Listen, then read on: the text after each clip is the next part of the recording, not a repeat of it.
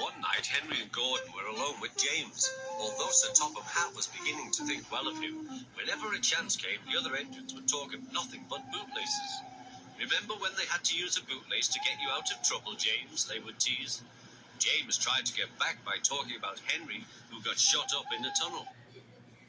Remember when you got stuck in a tunnel for being afraid of the rain, Henry? And Gordon, who got stuck on a hill. Remember when you got stuck on the hill with a freight train, Gordon? But they wouldn't listen. You talk too much, little James, said Gordon. A fine, strong engine like me has something to talk about. I'm the only engine who can pull the express. When I'm not there, they need two engines. Think of that. I've pulled expresses for years. Really? And have never once lost my way. I seem to know the right line by instinct. Every wise engine knows, of course, that the signalman sets the switches to make the engines run on the right tracks. But Gordon was so proud he had forgotten. Wake up, James, said Gordon next morning. It's nearly time for the express. What are you doing? Odd jobs? Oh, well, we all have to begin somewhere, don't we? Run along now and get my coaches. Don't be late. James went to get Gordon's coaches. They were all shining with lovely new paint. He was careful not to bump them, and they followed him smoothly into the station, singing happily, "We're going away, we're going away." I wish I was going with you, said James. I should love to pull the express and go flying along the line. Gordon, with much noise and blowing of steam, got ready to back onto the train.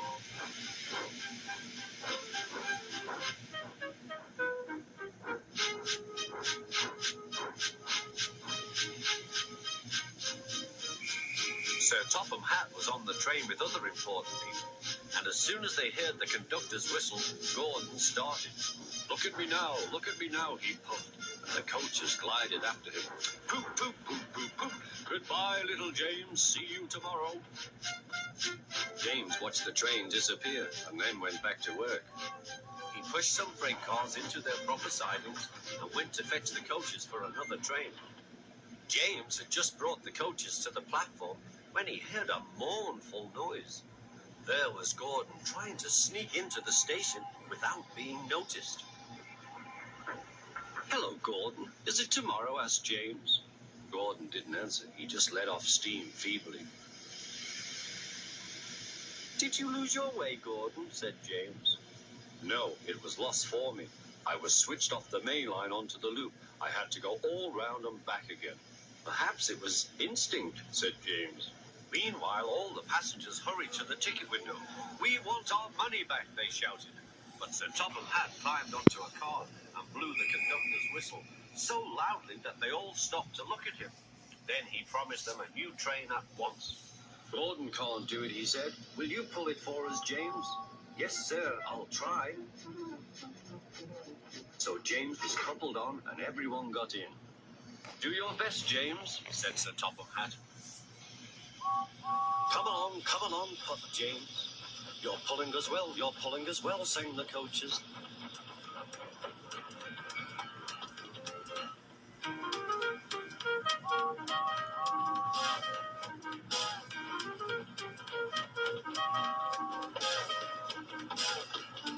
Bridges and stations flashed by, the passengers cheered, and they soon reached the station.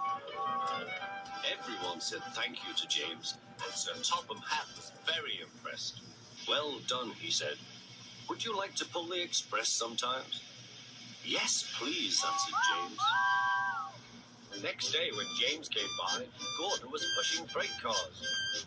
I like some quiet work for a change, he said. I'm teaching these cars manners. You did well with those coaches, I hear.